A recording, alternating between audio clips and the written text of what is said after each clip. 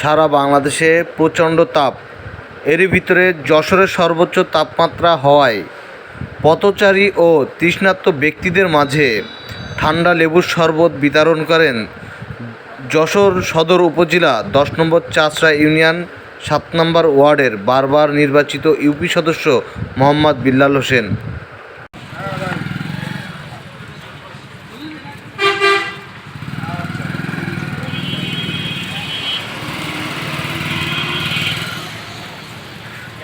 আবু পানি খেয়ে যা।